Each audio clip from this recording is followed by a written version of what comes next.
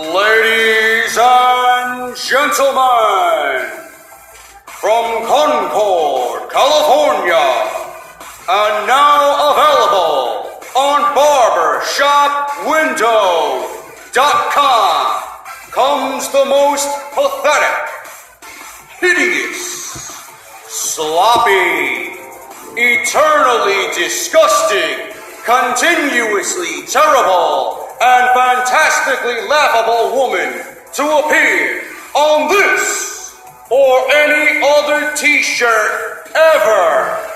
Treat yourself to all red everything. Get off my TV, Eva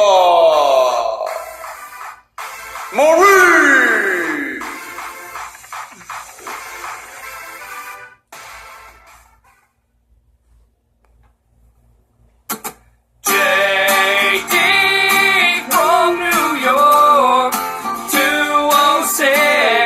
It's time for Off the Script. Big Show and Ryback, Strowman and Roman. Get off my fucking TV and save me the misery. All you fucking goons, just grab a cold beer. The man of the hour is finally here. JD from New York, 206. It's time for Off the Script. JD from New York, 206. It's time for Off the Script.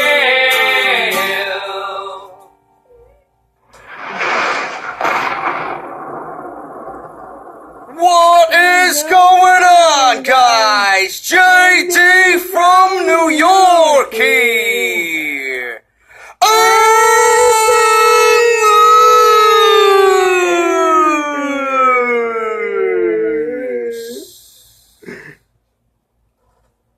Is the number one fucking podcast in your subscription box right here on YouTube.com. This is Off the Script. And yes, finally, Eva Marie, Get Off My TV is available right now, man. I had to do it. I had to make an intro that was gonna fucking sound off and let everybody know that this motherfucker is available, man. Go get yours today. $19.99. They ship worldwide. Make sure you are dressed to impress. Mirror, mirror on the wall, who's the worst of them all? Eva Marie, man. Get Off My TV version 4. Unfucking believable, man. Go get yours today. Link is down in the description below. Or you can visit BarberShopWindow.com and go to the tab where it says Wrestling Shirts. You're going to see official partners. And they're going to see Off the Script right there, man. BarberShopWindow.com. Thank you guys so much for joining me. This is episode 132. Part number 1 of Off the Script. Unbelievable week, man. Unbelievable weekend for SummerSlam. If you guys missed anything that I posted, Monday Night Raw, we got SummerSlam review is up. For those still asking, it is up. It is live. Make sure you guys go check that out. And then the SmackDown review as well. So you got all three. You got the SmackDown, you got the Raw, and you got the SummerSlam spanning Tuesday, Monday, and Sunday. That is also all available via iTunes, Podbean, Stitcher Radio, Audio Boom, and Google Play Music. Make sure you guys go out there and watch and view and enjoy everything that I did post SummerSlam 2016. I also uploaded the finals of the 2016 King of the Ring tournament for WWE 2K16 as we are on the road to 2K17. AJ Styles versus Sami Zayn in what was an absolute fucking classic. Make sure you guys go and check that out as well and show some love and support for that video. I had a blast editing and making that shit as epic as possible. Follow me on Twitter at JD from NY206. Subscribe to the YouTube channel if you have not done so already. JD from NY206. I don't know what the fuck you are waiting for. Number one source right here on YouTube.com for literally everything WWE. My friends over at WrestleCrate.com. We're going to be getting a WrestleCrate.com exclusive pretty much within the next couple of days. Can't wait to see what that is in this month's crate. That would be August 2016. And if you guys want to go check them out, WrestleCrate.com and on Twitter at WrestleCrate. Use the coupon code JDSentMe for an instant 10% off your first purchase, man. Go and check those guys out. Awesome, awesome, awesome fucking product. Speaking of awesome products, man, I want to thank Ryan from Pro Wrestling Tees, man. He's the head honcho, the CEO of Pro Wrestling Tees, and I didn't know that he was going to send me a nice SummerSlam package. It hit my door right as LeBar was making his way into the Bronx on that Sunday morning. It was waiting outside my front door. I had no idea. Pro Wrestling Tees actually has a service as well. I'm going to unbox this for you guys. Pro Wrestling Tees has this service. They got pretty much a box in which you get 4 t-shirts, man. You can get the tag team, the triple threat, or the fatal 4-way box. I'm going to leave you all the information down in the description below. I had no idea these guys were going to send this to me. I usually say that I am an official partner with Barbershop Window, meaning that you can only get off-the-script merchandise on Barbershop Window and not other Pro Wrestling Tees websites. But I got sent one of these a couple of months ago, and it was fantastic, man. I got a Legion of Doom t-shirt. I got my Jake the Snake t-shirt. This month, Ryan sent me another box, man, and these shirts are absolutely unbelievable. And I'm going to leave you guys, like I said, the information down below if you want to go and take advantage of this amazing deal, man. I don't know what the prices are. I forgot them off the top of my head, but like I said, I'm going to leave you everything down below. These t-shirts go for about $25 a pop. This is easily $100 worth of t-shirts, man, and Pro Wrestling Tees is giving you guys exclusive fucking membership deals for this box. Look at what I got sent to me here, man. We got a Kenny Omega t-shirt. Look at that. Kenny Omega t-shirt, man. Look at that. It's beautiful. Got the Bullet Club on there, Omega, the cleaner. That is fucking beautiful, bro. Absolutely beautiful, man. I was shocked when I seen this, and I'm like, holy shit, a fucking Kenny Omega t-shirt. We got this one here, Raven. Look at this. It says Nevermore on it. Beautiful. I like that, man. I was a huge Raven fan back in ECW. Unbelievable, man. T-shirt quality is absolutely fucking amazing. That's why I stick with Barbershop Window, Pro Wrestling Tees, 1 Hour Tees, man. They are fucking unbelievable. This is Ted DiBiase. Look at that, man. That dark color, money green, Ted DiBiase.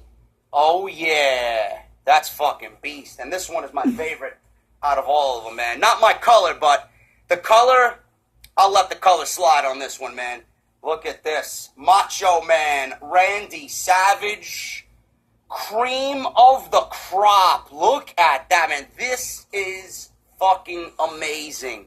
And this is why I stick with Barbershop Window, Pro Wrestling Tees, and 1 Hour Tees, man. They are unbelievable in what they do. The product is unbelievable.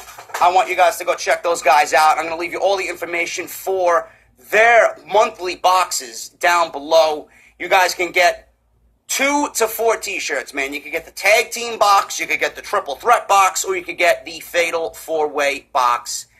Thank you to Ryan and 1 Hour Tees for that nice surprise, man. I absolutely love their shirts, and listen, I'm going to continue promoting them because it is legit the best product for t-shirts, man. If you guys are a podcaster or a wrestling personality, you can't go wrong with Pro Wrestling Tees at all, man. There's a reason why I stamp my name to a product like that, because you know when you open that box and you open that package, if you're ordering a t-shirt from your favorite wrestler, or if you're ordering an off-the-script t-shirt, the quality, you feel the quality that is there, man. So that's ProWrestlingTees.com, that's 1HourTees.com, BarbershopWindow.com. Make sure you guys go check them out and get whatever you want via the website, man. And if you want to take part in their monthly subscription service, I will leave you all the information down in the description below. Thank you guys so much for that. I was very pleased to see that outside my front door. Thank you to everybody from Pro Wrestling Tees again, and Ryan, the man behind everything over there. I appreciate that, man. Now, let's talk about WWE, man. This is a very, very big week. Finn Balor's out, okay? Finn Balor is out. We all know that Finn Balor has been stripped of the WWE Universal Championship, just one night removed from winning it at SummerSlam from Seth Rollins.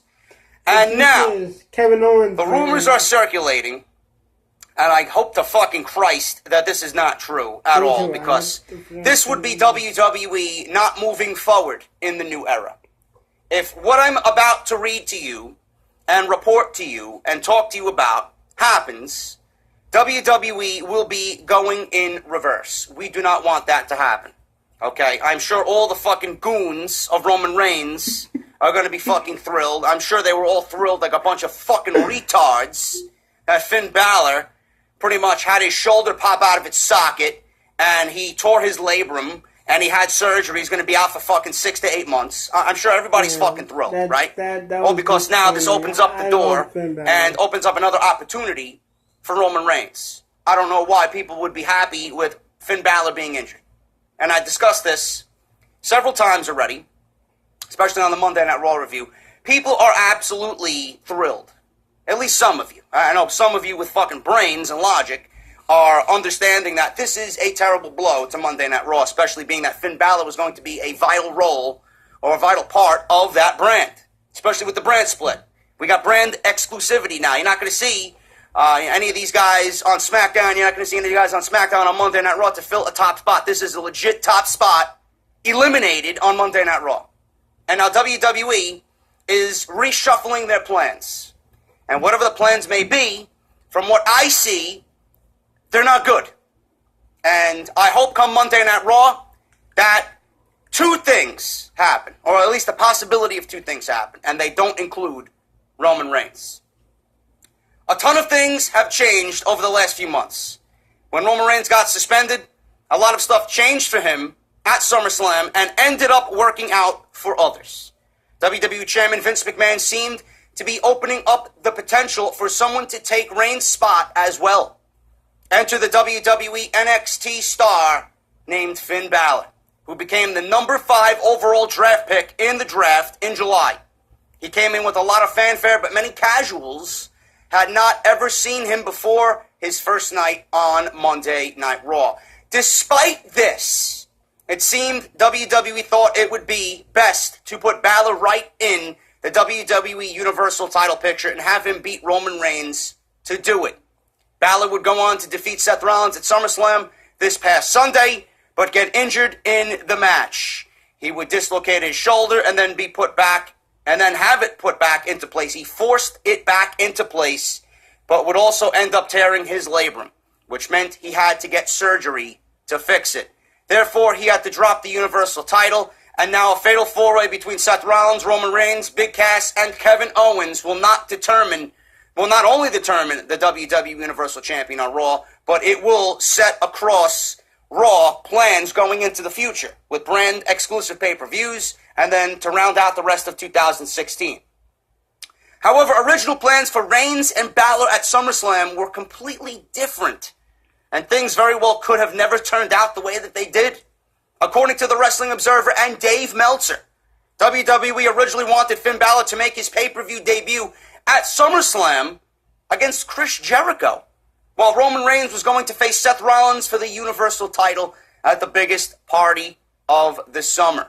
I am glad WWE went the opposite way and gave Finn Balor the opportunity for the Universal title and not Roman Reigns. I'm glad they stuck to their guns about Roman Reigns being in the mid-card. I like Roman Reigns challenging for the United States Championship more than a big-time title like the Universal title or the WWE Championship. I think Roman Reigns fits well in the mid-card, and I've always been under the mentality that a big name, I might not like him, I might not agree with how WWE is pushing him, but you got to admit Roman Reigns is a big name. A big name holding a mid-card title would do the title very, very good. And I could certainly see Roman Reigns bringing prestige to one of the mid-card titles, for sure, whether it be the Intercontinental title or the United States Championship. Not taking anything away from Rusev clowns. Rusev has done a very, very good job. It's up to WWE to maintain that momentum for Rusev. I just don't see it happening. I just don't see them fully putting their stock in Rusev. But we'll see what happens. Things changed up a bit due to the fact that Reigns' suspension happened, which actually would have still been the original Reigns versus Rollins SummerSlam match. That was still WWE's plan for the WWE World title instead. Whereas the Universal title would have gone to SmackDown Live, most likely. However, Reigns had to drop the WWE title due to suspension, and once he came back, the WWE didn't want to put him in one of the top matches on SummerSlam. Deservedly so.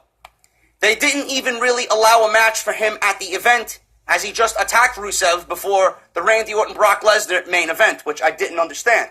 If you guys watch SummerSlam and if you guys watch the Monday Night Raw Go-Home show, what happened on the Go-Home show, we got 25 minutes of a United States Championship match with Rusev and Roman Reigns. Whatever we got on Monday Night Raw should have happened at the pay-per-view, and whatever happened at the pay-per-view should have happened on Monday Night Raw. It literally made zero sense. That should happen. Interestingly, AJ Styles would have won the Universal title had it gone to SmackDown Live, as the match with John Cena was going to be for the title, with Styles going over. Plans certainly switched up a lot with Reigns' suspension, which, of course, why Finn Balor won the new title. Now plans have to shift once again, with Balor going down for about 4 to 6 months. It is now being rumored that Roman Reigns will win the WWE Universal title next week on Monday Night Raw, which would take plans almost back to their original place. Clearly fans didn't want or didn't know Balor as much as WWE had hoped before he came to the main roster. That was natural. That was going to happen, you know, and after Monday Night Raw and him relinquishing the Universal Championship, I think more people now know Finn Balor than they did before SummerSlam, you know, with his great match against Rollins at SummerSlam and then him relinquishing the title. I think a lot of people now know who Finn Balor is, and when he comes back from injury, I think people are going to be even all the more excited to see Finn Balor. I think the injury, though, it throws a wrench into the plans, and terrible outcomes could be seen from Finn Balor going down with injury. I think for a personal standpoint, I think Finn Balor is going to be a better man coming out of this. I think Finn Balor is going to be even more popular when he comes back from injury. So I'm trying to look at the positives here, and I just hope that WWE doesn't go backwards now that Finn Balor is completely out of the picture for the next 4 to 6 months. I do not think Roman Reigns winning the Universal title is the best way to go about it, okay?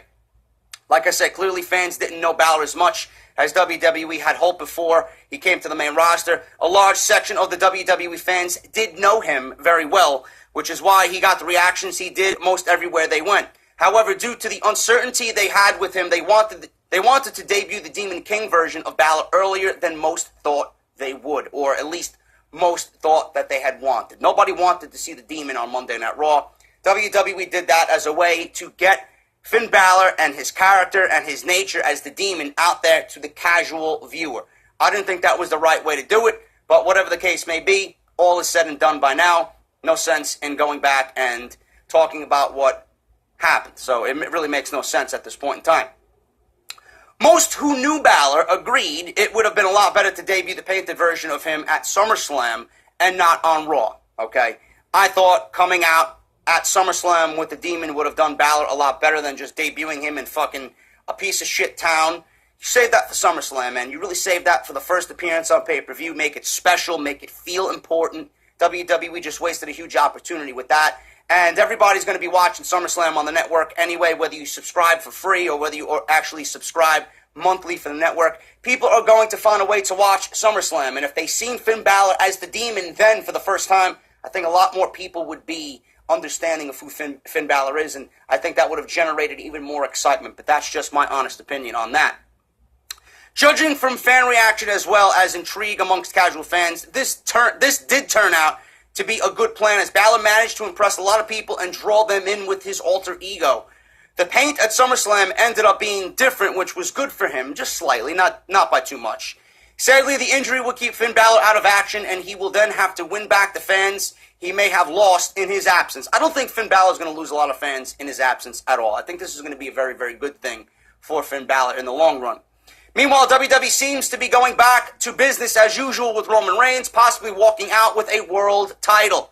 There have been some rumors that Kevin Owens could be a strong favorite going in as well, as some post-SummerSlam plans included Roman Reigns, also as well as Kevin Owens, challenging Balor for the Universal title at Clash of the Champions. So some of those plans not only included Roman Reigns, but as well as Kevin Owens challenging Finn Balor for the Universal Championship at Clash of Champions. But it does appear WWE is leaning more towards Reigns at this point in time. I don't like this whatsoever, man. I don't like this whatsoever. WWE knows for a fact if they give Roman Reigns the Universal Championship, it is going to be the same old song and dance over and over and over again. If you put the title on him, he is going to be even more hated by everybody. If you're going to put the title on Roman Reigns, there needs, and I'm telling you right now, 100% needs to be a double turn. There needs to be a double turn at Raw, or if you're setting up Reigns versus Rollins at the next pay-per-view, which is a Raw exclusive pay-per-view Clash of the Champions, there needs to be a double turn at Clash of the Champions. Rollins needs to be the babyface, and Roman Reigns needs to be the heel. For WWE to go into this expecting anything different with Roman Reigns, they have to be the dumbest people on the face of the fucking planet.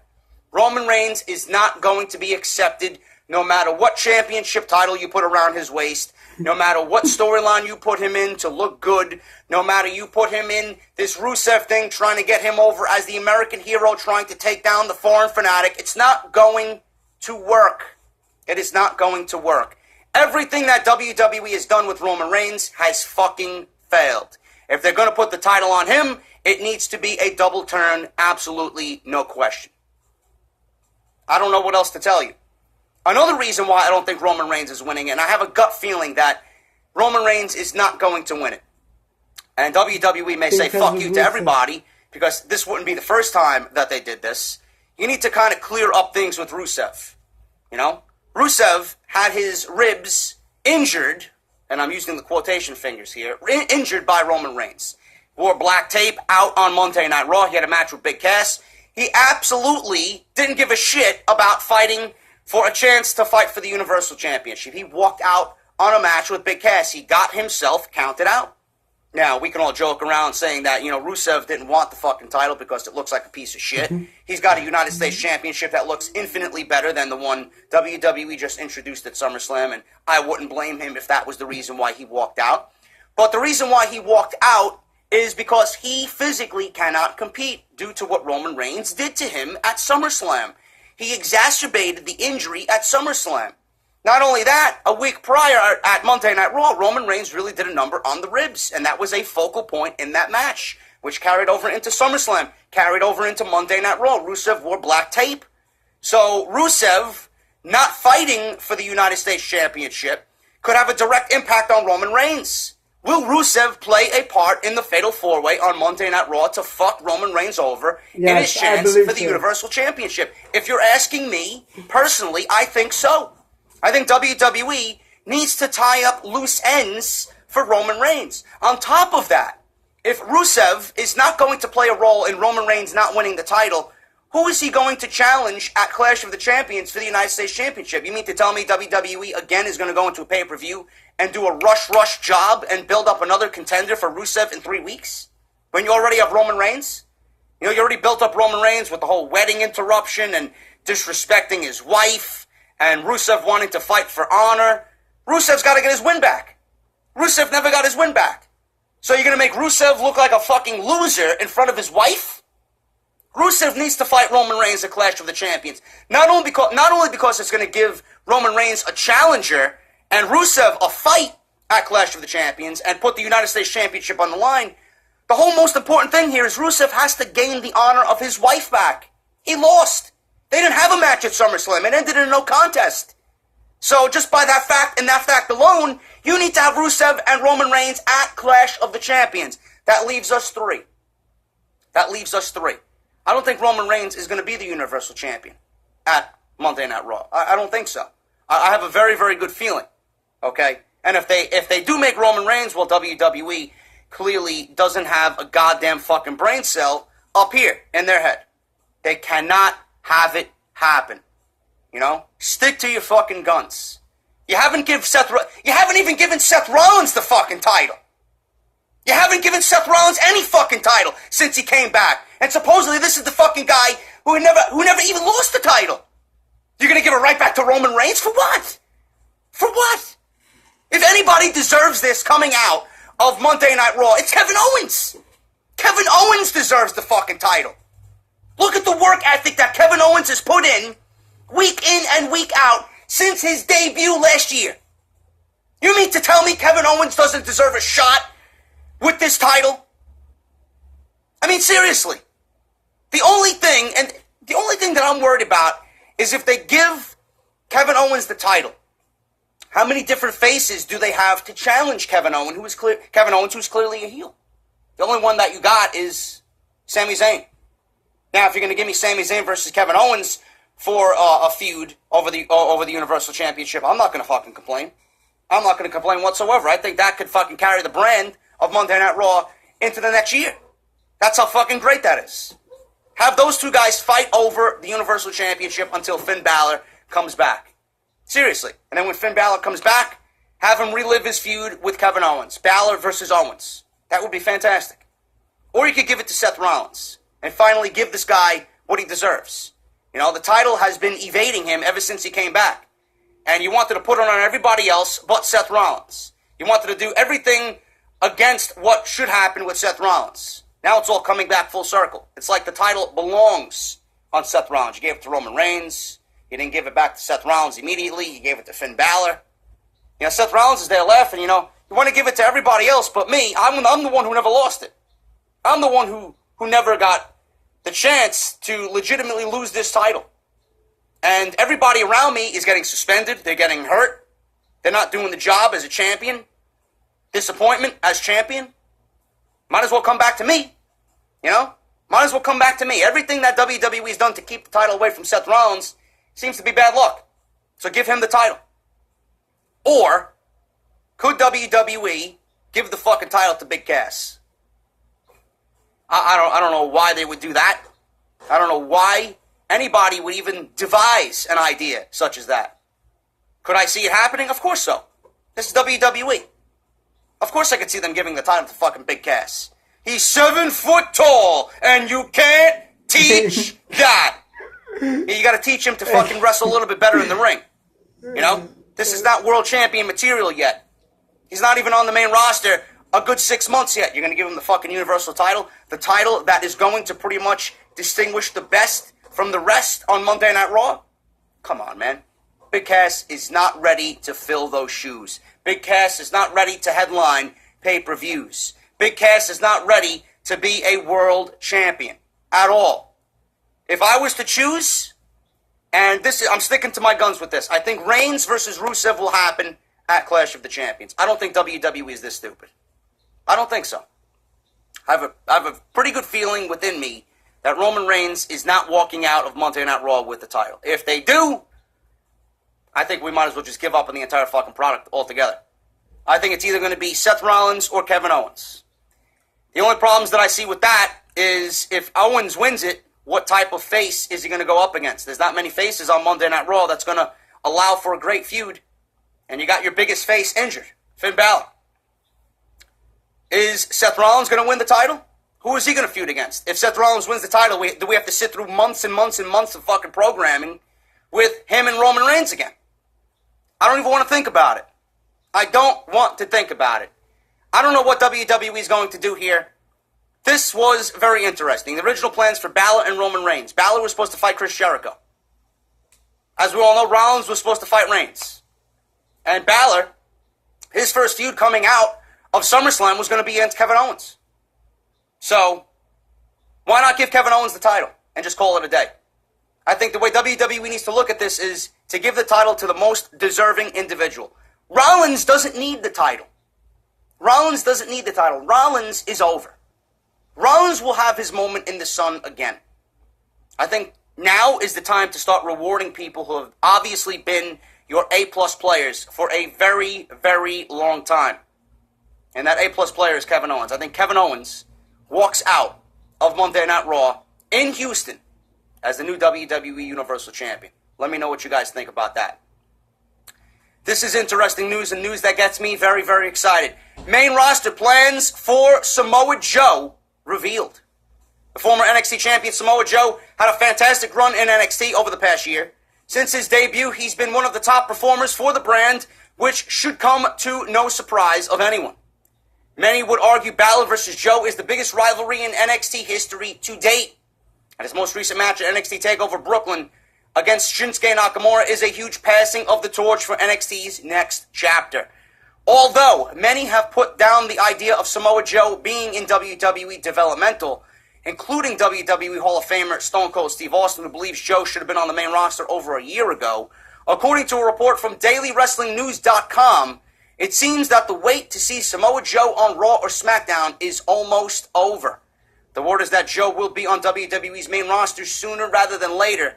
There are a lot of possibilities for Joe considering what happened in Brooklyn over the weekend, but the expectation is Samoa Joe would be exclusive to SmackDown, which opens up several doors for him. For example, Samoa Joe could face AJ Styles for the WWE Championship. He could challenge Dean Ambrose for the WWE Championship, depending on who walks out with the championship at Backlash, or even WWE making a dream match with Samoa Joe against John Cena.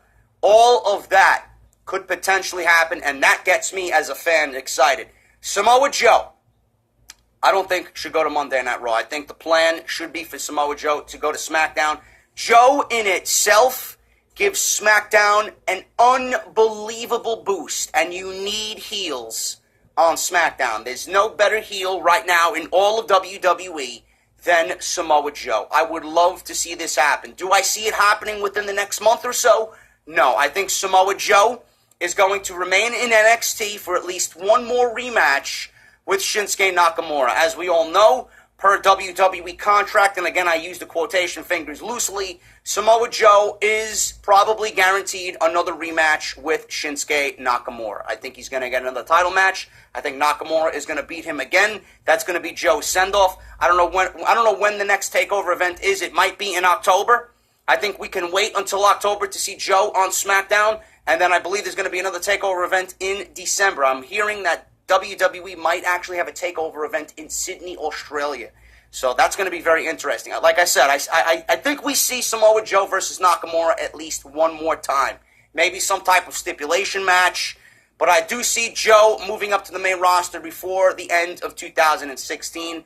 The thought of Joe versus AJ Styles on the main roster for the WWE Championships makes me fucking smile ear to ear, man. That is absolutely fucking phenomenal.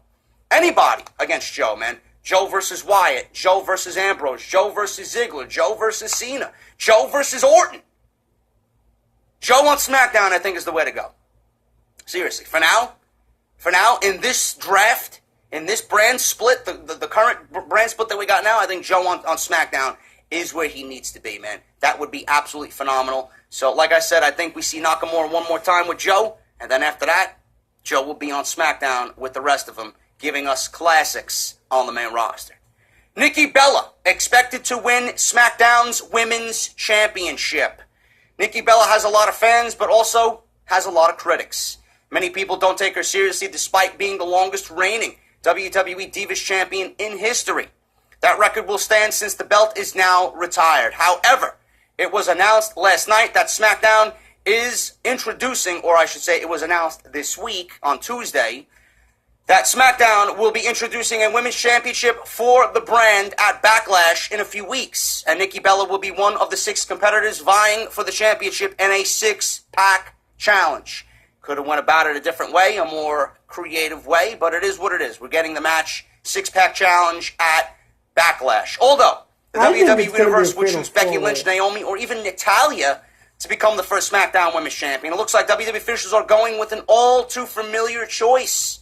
According to a rumor from CageSideSeats.com, Nikki Bella is expected to win the championship at Backlash to help establish the new champion and championship, since she is the most accomplished woman on the roster by WWE standards.